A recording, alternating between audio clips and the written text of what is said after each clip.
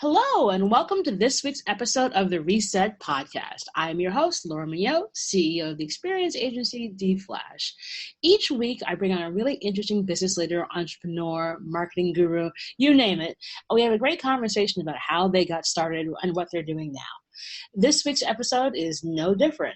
I've got Darrah Brustein, who is an amazing author and serial entrepreneur, and we have a really fun and fascinating conversation about mindfulness and how entrepreneurs can be smarter and better. So it's a great conversation. Have a listen. Hey, Darrah. Thanks for having me come on the show. Thanks, Laura. Really great to be here. So I always start off with the same question. And it's always fascinating to me to see where this always takes my guests. I feel like you'll be no different. So, Darrah, what was your first job? My first job is something that only some people are going to understand depending where you grew up. But I made snowballs, and not the kind that you throw at each other, but the frozen ice kind. Most people would just call it shaved ice. But I grew up in Baltimore, and in Baltimore, you have to call it a snowball. And then everyone in New Orleans will start to have a fight with me telling me that snowballs come from New Orleans. But in Baltimore, I'll tell you, they come from Baltimore. So basically, they're just fancy shaved ice that you put flavor on top of. But we had like 80 flavors, and I worked in this little cart on the side of the road, and my hands would be frozen from the blocks of ice, and I'd be covered in sticky sugar water all the time. How old were you? I was 16. Oh, awesome. And so what was that like for you, other than like, oh my God, this is sticky? And were you all by yourself, or were you part of a franchise? It was actually really fun. It was always me and typically 2 or 3 other people, and usually girls, typically high school and college age. And this place was popping. Like, we would have a line out the door all summer long, typically 40 people deep. So the time would pass really quickly. You were always on your toes. And when it would get slow, we'd all have fun in the little hut together. And frankly, it was really fun. And all our friends would come and buy snowballs, and we'd get to see them while we were working. It was kind of the cool place to work. So I was into it. Interesting. I kind of feel like, again, like once you start explaining to our audience what we do, that, this idea of like community and being where all the folks can get together also sort of frames like what you do now. So why don't you tell our audience what one of the several thousand things that you're doing right now? Yes, good tee up there, because it's not super linear, and there are many of them. The quick and dirty is I own a couple companies. One, my twin and I started 10 years ago that we still operate now in 38 states, that does credit card processing. We basically applied the brokerage model that was tried and true in other financial services arenas and applied it to credit card processing, which hadn't been done. And through the course of doing that, I had a friend ask me where she could go to make friends after college without getting hit on, sold to, or everyone being her parents' age in the room. And I couldn't think of a place to send her, but I love to connect people. It's the reason I think I'm on this planet, is to help connect the dots for people. And I said, I'll just start one for you. And I accidentally thus started my second business because people loved it and asked me to do it again and again and again. So during that time, this was first business 2009, second business 2011. The economy is in shatters and shambles. And I'm thinking, I really don't understand why no one has these basic financial principles. Like, how did we get into this position? And I did a lot of research and diligence, and I realized, you know what? No, most kids are not like I was, and they weren't being taught financial responsibility at a young age. So I thought, let me take something that I'm good at, which is writing, and skills that I have, which was financial literacy from having learned it from an early age, and write a children's book that teaches that to children ages 6 to 9, so that they can begin to institute great, healthy lessons about money and responsibility instead of breaking bad habits later.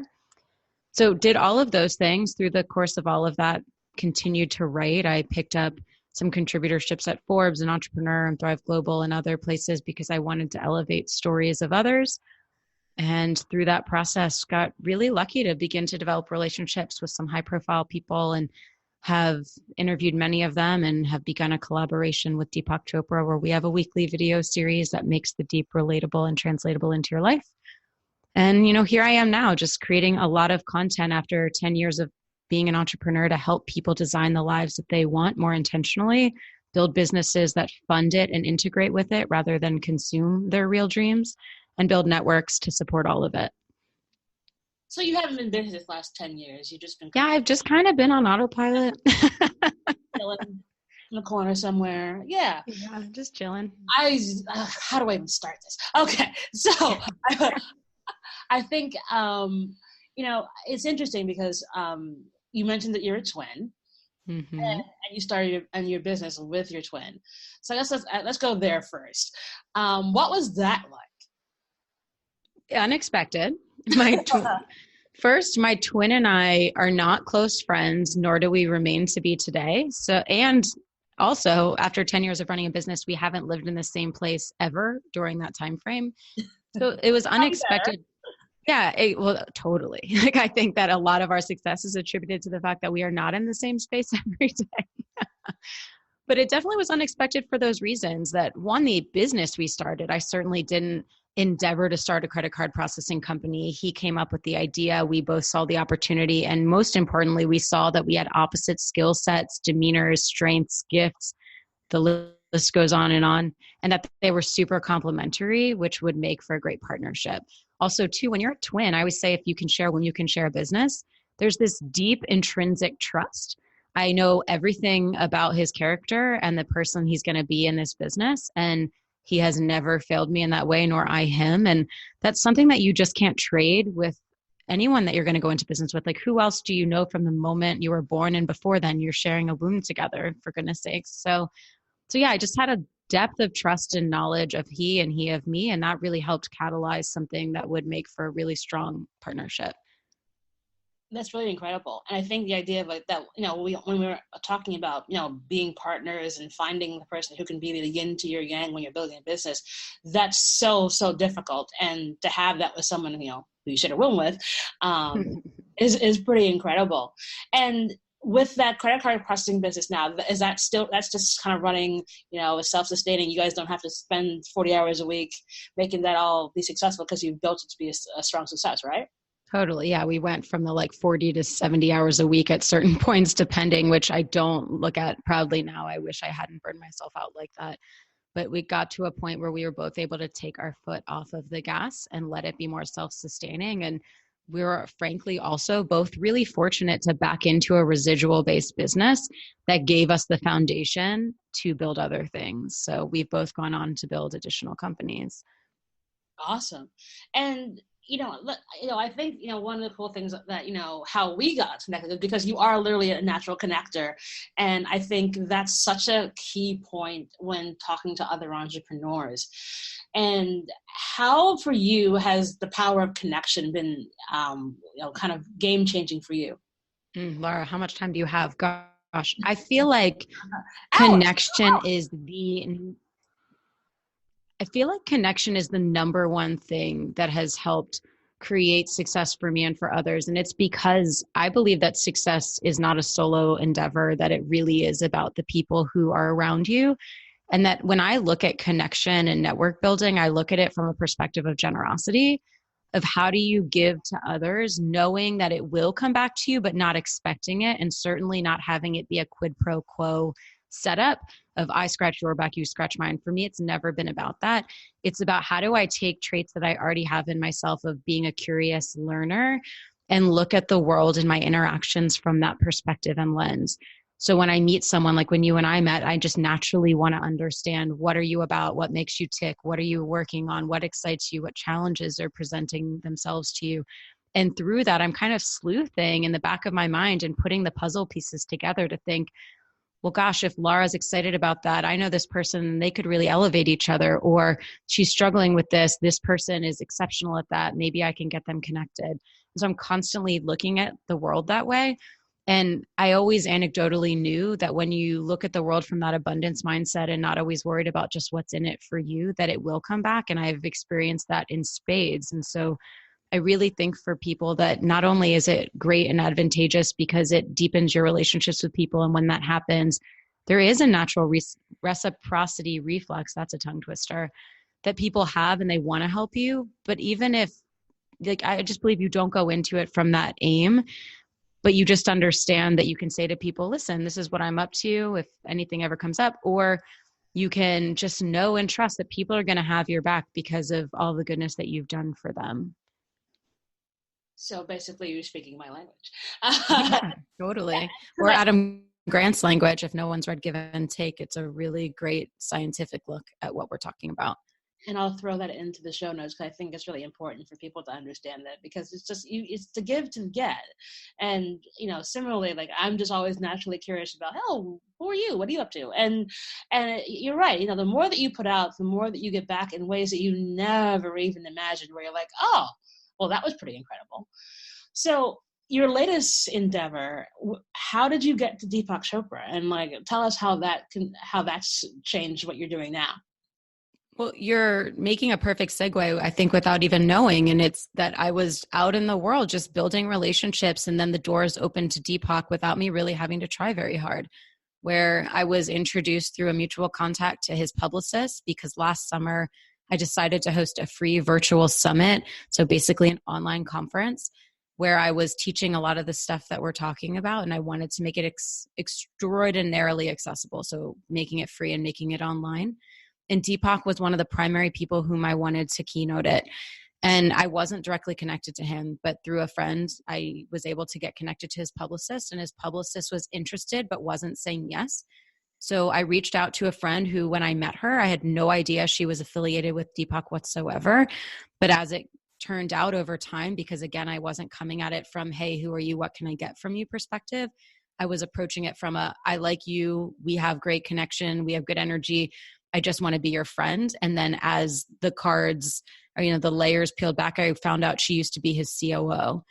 And I reached out to her and I said, listen, Rebecca, this is where I am in this conversation with his publicist. If you feel inclined, would you be willing to tell him that I'm legit and, recommend that he does this? And I really said it in a way where I was like, listen, I get that this is a really important connection for you, and I would hold that dearly if I were in your shoes. So no stress whatsoever either way. Mm-hmm. And shortly after, she sent me a screenshot of her text to him. And shortly after that, he said yes. And much, quickly after that, maybe a week later, I was in New York interviewing him and filming it. And in my mind, I thought, this is the end of that interaction, and that's okay. I was grateful for it. It was a great experience, and I was able to achieve the thing that I had set my sights on, which was having him keynote this virtual summit. However, as luck would have it, 3 months later, Chase Bank hired me to be their on-site correspondent at their Atlanta conference. And as luck would have it again, he was the keynote along with Cam Newton, and I went and interviewed both of them. And it was this incredible moment where I realized, wow, look how the cards have unfolded, how I found myself in the screen room with him and with Cam Newton, and how Deepak remembers. And because of that, his publicist took a liking to me because we had done a couple great interviews together. And they had me interview him 3 more times in the next 6 months. So this takes us to the end of 2018, where it's the day after Christmas, and I had this intuitive hit that said, I think that you should email all the people who you collaborated with this year, because I didn't collaborated with a number of folks, with Cam, with a lot of authors like Daniel Pink and Adam Grant, Jen Sincero, and the list went on and on. And Deepak was one of them, obviously, and I sent him a note just basically saying, I really appreciate all that we've done together this year, and I just want you to know that I'm here in your court if you need anything in 2019. So kind of the key there was nothing to do with me. It wasn't about what can I get from you. It was how can I continue to support you and just let you know that I'm grateful for what we've done together. 15 minutes later, he responded and said, I've been reflecting as well, and I think you can help me. And we started ping-ponging emails back and forth, and 20 minutes later, we had a video series concept, and 2 weeks later, it was live, and now we release it every single week. So, it was just this thing where I came to realize that we can have plans and we can have goals, but often the best things happen when you just stay available and you do these things where you aren't looking out for yourself, where you're just sending those emails, you're keeping up with people, you're staying top of mind, you're being generous. And this is what happens as a result. It's crazy. Like I've been beginning to start honing in on this a lot more in terms of a lot of these interviews and stuff that I've started to write, because it's all this. It's so important for people to understand what it means to just check in with people when it's not because you want something. Yes. I started doing this class for folks in person where I sort of teach people what connection actually can be about, because it's all in the purpose of, building whatever network you want to build. And I do this thing called the 5 for 5. And I'm like, reach out to 5 people you haven't talked to in 5 days, 5 weeks, 5 months, or 5 years. And set up a day where you just have 30-minute meetings with no other purpose than like, hey, it would be great to catch up. And it's funny because like I did the first class in January, and it was like 50 women who were there, and they're all part of the same group that I'm a part of. And I get an email like every week from someone telling me that they did this. I'm like, really? Why? Because for me, I had always done it naturally. I didn't call it a name. I just always thought, well, I haven't talked to blah blah in a bit. Let me shoot Totally. And be like, yeah. And I'm so for this, Laura. I think that people have these opportunities. Like we get these moments in our mind where you think of someone and you think, gosh, I haven't talked to Laura in so long. I haven't talked to fill in the blank. And instead of doing something, we move on. But really the best thing to do is send a quick text message, send a quick video, send a quick email, place a quick phone call. These things matter and they go such a long way. And there doesn't have to be any goal in mind except, hey, I was thinking about you. What's something exciting that you're up to right now? That can be it. And it goes a long way with people. And I have an exercise that I think is really helpful in this regard for people, much like your 5 for 5. So if you are someone who loves to be generous, or you feel like this is a muscle that you can exercise, then I really recommend that you try on this 30-day challenge I created called Give It Forward. And all it means is that once a day for 30 days, you challenge yourself to go out into the world and intentionally, not passively, offer to be a resource to someone with no strings attached. And what this can look like is you can go back. I love it to do it this way, where you go back to people in your own network as a touch point and a way to dive back into your relationship. And you can just be really transparent with them and say, hey, I decided to take this 30-day Give It Forward challenge. And today you're the person that I'd love to be of use to. And you can say to them, how can I be of help to you in some way, big or small? And I promise you there are no strings attached. I want nothing in return for this. And if anything, if you want to do anything for me, then you can just give it forward to someone else. And the other piece of it is that you can explain to them, I'm not a magical fairy. I can't promise to make your dreams come true, but I can promise to try. So is there something that's a challenge for you? Is there something you've been working on? Is there something you could use help with? And you will be amazed at people's responses. I have found when I've done this many, many, many times over, that sometimes people just want you to listen. Sometimes they're looking for an introduction to a babysitter. Sometimes they need a service provider. Sometimes they're looking for, fill in the blank. But oftentimes we have the resources that people need. And for us, it's a 2-minute endeavor to reach out to that person or that thing and say, hey, is this introduction okay for me to make? And then they're happy. The person that you talked to in the first place is happy. You got to have this additional touch point. You feel really good. I promise you this will take you out of a rut if you're in one, because you're going to realize how good it feels to help other people. And it's going to strengthen the depths of your relationships. So it can take a few minutes a day and it can have so many profound effects. I love that. And I think we'll put that in the show notes too. Because I think it's really important for folks to realize the importance of giving. It doesn't have to be that I have to give you this really complicated, complex thing. It could literally be, do you know a really good coffee shop where I can have a meeting? Totally. And I feel like I'm always consistently amazed by, oftentimes folks you're right, just want you to listen. I had this experience last week. I spoke at this panel.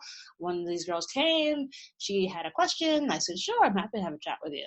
And, my schedule's bananas, as you know. And so it took about a month and a half for us to actually sit down.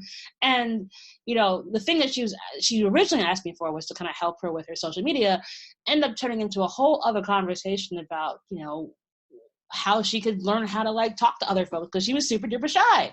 And I was like, and it was so heartening because we spent 2 minutes talking about her Instagram following and an hour and a half talking about ways she could, get out of her comfort zone and just talk to other folks and realize that she had all this amazing stuff that she could do.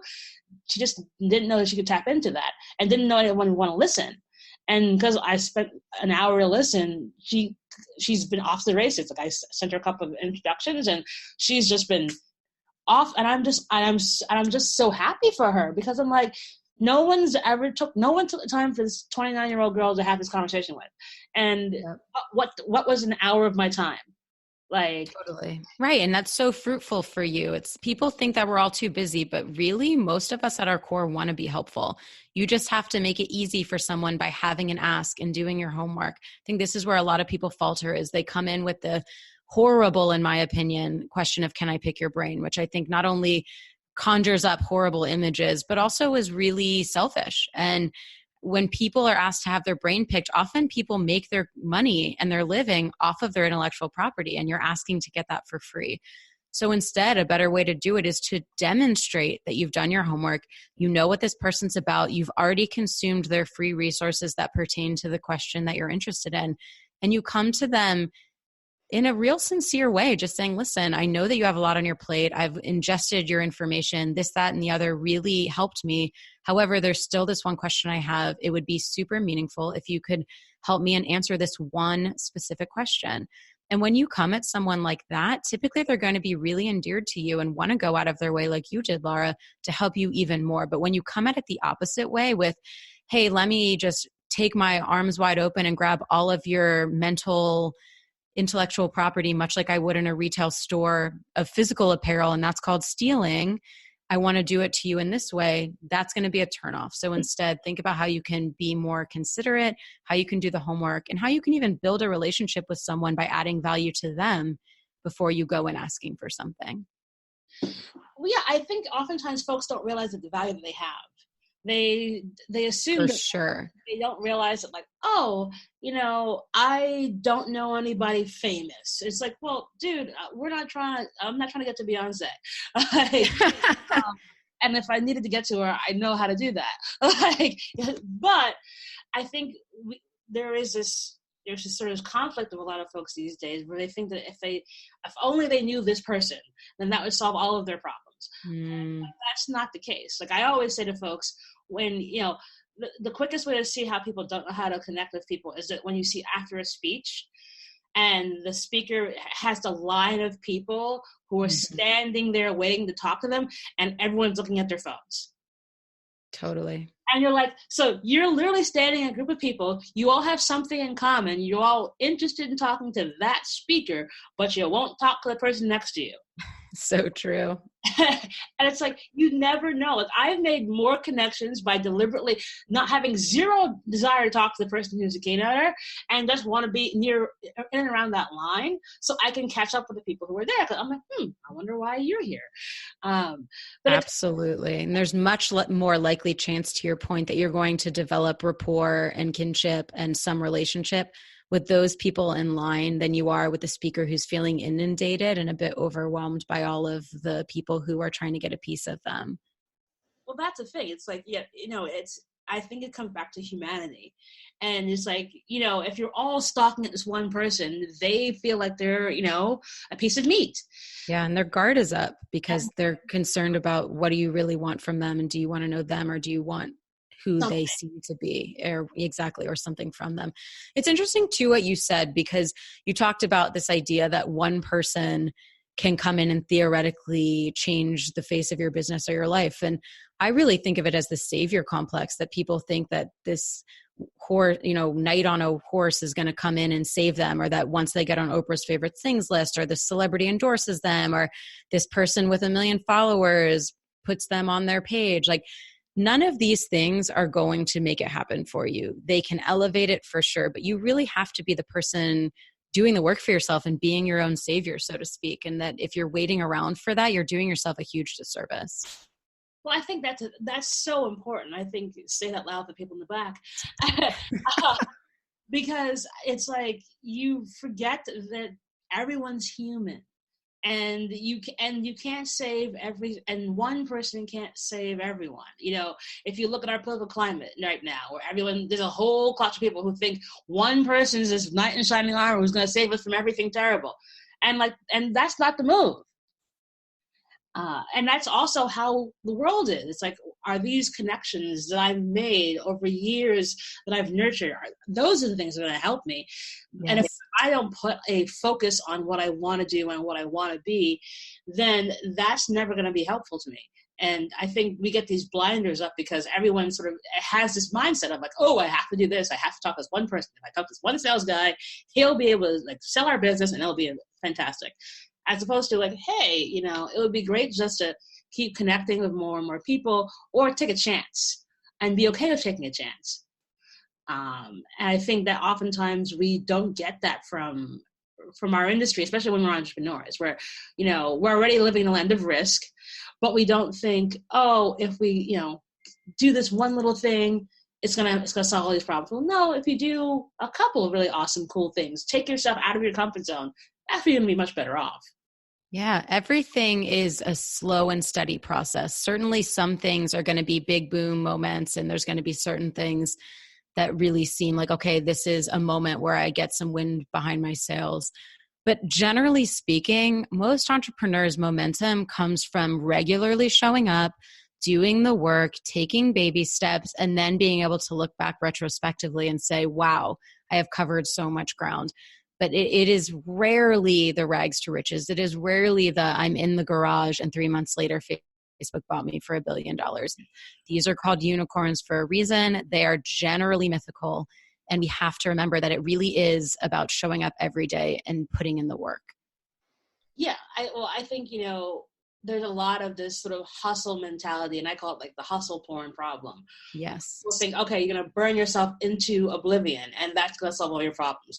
That's the 180-degree opposite of this. And I think, we've all, look, as entrepreneurs, we've all burned ourselves out. And what have we learned from burning ourselves out? It was a wrong thing to do. Right. You can never do your best work from a place of burnout. And culturally, we're being told to wear this badge of honor of being so busy and hustle and grinding. And like you said, burning out, when really, how is that serving us or our clients or anyone else? It's not. I've actually come to find that I travel all the time. I travel 50 to 60% of the time, and I do it for pleasure, and I work wherever I am. And I've come to find that I am so much more restored. I'm so much more creative. I find so many new opportunities and ideas when I am doing that than when I thought, if I am not working from 8 to 7 at my desk, ready for the phone call, ready for the email at all hours, responding in 20 minutes, even if it's midnight, that it was all going to fall apart. And I came to find that the opposite was totally true, and that I had to reprogram a lot of that conditioning so that I could begin to carve out what feeling actually full would allow me to do in my businesses. So what was it on for you where you were like, I've burnt myself into oblivion. This is not going to work. How did I figure that out, or what did I do? Well, both actually. Well, I figured it out because I was fucking burned out. Like, I'm at the bottom of the barrel at that point where I kept hitting these kind of rock bottoms where like we'd have all this stuff happen in the business. We had a couple embezzlements. We lost a whale of a client. This was in the first 5 years of my first company where things were looking really bad. And yet I'm working all the time. I am cutting out everything in my life that I actually enjoy. I don't have any hobbies anymore. I'm never seeing my friends. I'm not making time to call my family. I'm not reading. I'm not traveling. I'm not exercising. Like, I cut everything out because it felt like a luxury. And I started to look and I'm like, what am I creating here? Like, to be an entrepreneur, one of the reasons I did it was because I wanted freedom, and I wanted to live the life that I actually wanted to have and not have a boss telling me, hey, you've got to be in this office or you can only take 1 week of vacation. Yet I'm showing up every day realizing I've created my own madness where I'm not enjoying life considerably more than when I was working for other people. And I realized it just can't be this way. And at that point, I was willing to confront a lot of the fears around it because I had realized at that point in time that I had tied my identity to the success of the business. And that I felt like if this business isn't successful in X, Y, and Z ways, if the revenue doesn't get to this, if we don't bring on these big name clients, if I don't have this many people on my team, if I don't have these stats to share when I'm at a party, then I've failed, and that I cared so much about other people's opinions about it that I was completely neglecting myself.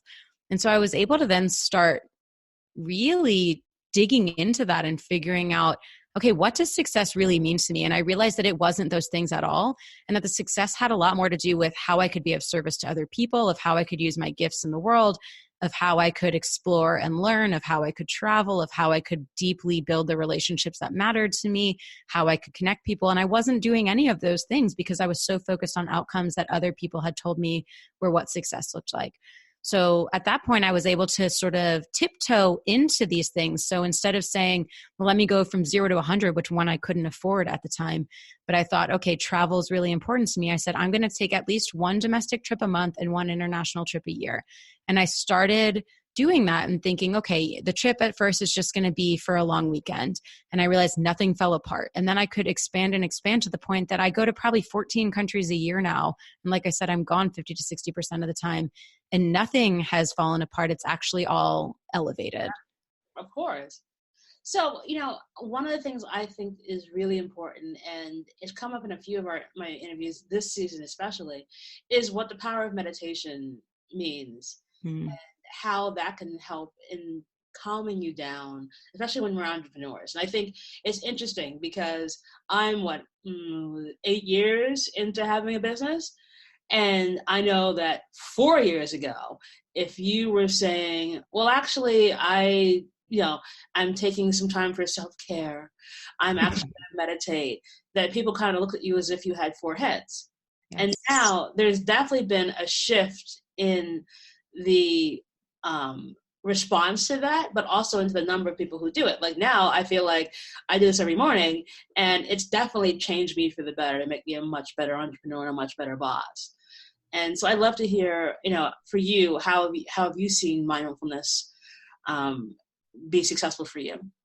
Well, I'm so glad you bring this up because it's so true. And I think it's great that our culture is really embracing it at this point. But similarly, when I started my businesses, this was nowhere to be seen. And I've probably had a meditation practice consistently for 5 to 7 years. And for me, it has been a game changer because I used to be, if anything more than anything else, extraordinarily reactive emotionally to the stresses that occurred in my business. If a client emailed and there was even the slightest challenge, or someone canceled their contract, or, fill in the blank, I was a mess. I would immediately stress out. I would feel like the whole business was going to collapse. Nothing else mattered in that moment. And I had no good perspective on, will this really matter in a day, a week, a year? And now with a meditation practice, I don't have that reaction anymore. Suddenly I'm able to look at things from a much more even-keeled perspective, and I can decision make from that place so that it doesn't feel stressed or strained or emotional. It feels like, okay, how do I solve this and also stay level and not react and not draw out these ultimate do or die conclusions? And that just has made everything so much more stable. And like you said, it's made me a better person as a manager. It's also made me a better person when it comes to hiring, because it allows me to really stay calm and chill and get to know who someone really is. It's helped me tap more deeply into my intuition, which from a hiring perspective, or even from a bringing on clients perspective, is really important, because I'm sure you've had this, Laura, where there's people who want to work with you and your intuition tells you this is not going to turn out well. They're going to be a super demanding client and it's going to be really bad. And then you say yes, and that's exactly what happens. And it's tremendously painful. And you often have to fire them, or you just let them treat you badly. And now I'm really much more in tune with my instincts to say, that's not for you. This person's not a fit, or, whatever else it is. And that has been such a game changer. Yeah, I have found that in the last year, especially, that the ability to sort of see the forest for the trees, yes, definitely has been a result of that. Because and also I'm just saying no more. For me, because I get the Laura will solve all of your problems thing all the time, and now and it's like, yes, I can solve your problem, but actually only if it makes sense for me to get involved, because you drive yourself bananas trying to make magic happen, but what's the point of that? It doesn't. Yeah. Is that worth the ulcer? Is that worth the high blood pressure? Right. And stress, no, it's just, and I think it's hard because I think, we're trying all to be successful. We want to have that life that we can feel like we can walk away and the sky won't fall. And it's a hard road to sort of get to the point where you're like, okay, I feel I can let go, and do that. But the key is, if you don't, then you're never going to let go, because you're always holding on, and you'll never know, and it'll just drive you nuts. Yeah, I love that you're talking about this, because we often think, especially as female entrepreneurs, that we have to say yes to everything, or we're going to piss someone off, or we're going to miss an opportunity. However, you're totally right that when you say yes to everything, you're watering down the efficacy of all of your interactions with those people and those things. And when you say no to something, you're creating space for both that person and for you to find someone who's a better fit. And in a lot of cases, you can say no and make a suggestion and say, hey, have you thought about this person instead? Or here's a resource that you're actually looking for. And it doesn't have to be mean, but there's plenty of ways that you can respectfully decline something and say yes to what actually helps you say yes to what you can have the biggest impact on. Yeah, I think I'm always, my response is no, but here's what I would do for you, and so it doesn't come across as like hell no, but it also says, listen, like, we're not a good fit, but here's someone who'd be great at this for you, or when you guys are in a better position, look, we'll be here. Because because you all know you can spot the crazy really quick if you actually if you look, you can spot the crazy. Or you can see that there's something slightly off, and because as entrepreneurs, we're trained to be risk is our middle name, but because of that, I feel like we have a heightened sense of being able to see what could go wrong before someone who's been in the job all the time, because I always find this with other agencies that, like, folks who work at big agencies who then come to us for stuff, and they're like, wait, you can do that? And I'm like, yeah, it never occurred to you. Like, and it's because, like, they're so locked up in how they see the world that and that they have to please everybody, and they don't want to get fired from their client, and so that they have no way of expanding their thought process about things. And I'm just like, yeah, no. Like, well, there you go. There's the no. Well, the interesting thing too is that it's not always that the no is because there's some risk that could be down the road, or that you see that it's not going to work, or that there's crazy involved. Often the hardest no is when it really could be a great opportunity. It's just not aligned for you, or the timing is off. But those are important no's to say no to as well. Yeah, and you just, because if you have to be like, okay, I could do this for 6 months, and it could drive me crazy, or where we are right now, of everything else I'm doing, do I need to add this on? For what's the reason I want to do that? Is that going to give me some prestige? Like, what's the reason really behind all of this? And oftentimes, you look back on it like, wow, I was so right to, like, walk away then, and then come back, 6 months later, or, connecting to somebody else who did a much better job for them. And then they thank you for that kind of stuff, because at the end of the day, you were upfront and told them that, like, this wasn't the move right now, but, like, it's great to know that you exist, and I'm glad you know that we exist, and know the world is small. You never know we'll cross paths again.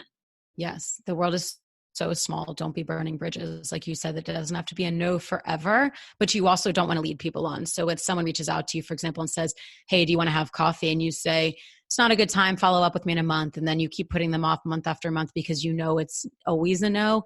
That's not cool. But it's different when you actually know it's just a no for now, and you can let people know that and leave them better than they came, with some other resource or advice, like you said. Exactly. So last question for you. What would you tell 25-year-old Darrah? So much. So 25-year-old Darrah is actually when I started my first company. So there was a lot of fear for 25-year-old Darrah, a lot of I'm not good enough's going on in my head, a lot of everyone's going to judge you, a lot of, what's going to be on the other side of this. I think I tell myself many things. One is that you are good enough and that things are going to work out. Another is that uncertainty is the only certainty, and you need to embrace that rather than resist it, because you're causing a lot of drama and stress for yourself unnecessarily. Another is to let go of guilt around seasons in relationships, that it's okay that you and other people might grow in different directions, and that you should wish them well and they should wish you the same. Another is that you can only control your actions and intentions. You cannot control people's actions or reactions to you and yours. And that, I think a lot of that would have helped me feel a lot less stressed and anxious. Awesome. No, I think that's actually an awesome way to end our conversation, because I feel like, this is what we all have to sort of learn. Like, it's gonna be okay. Yeah. So, Darrah, it's been a fascinating conversation with you, as I knew it would be. Thank you so much for coming on the show. Thanks, Laura. I love chatting with you. Awesome. And thanks, everyone. That's our show.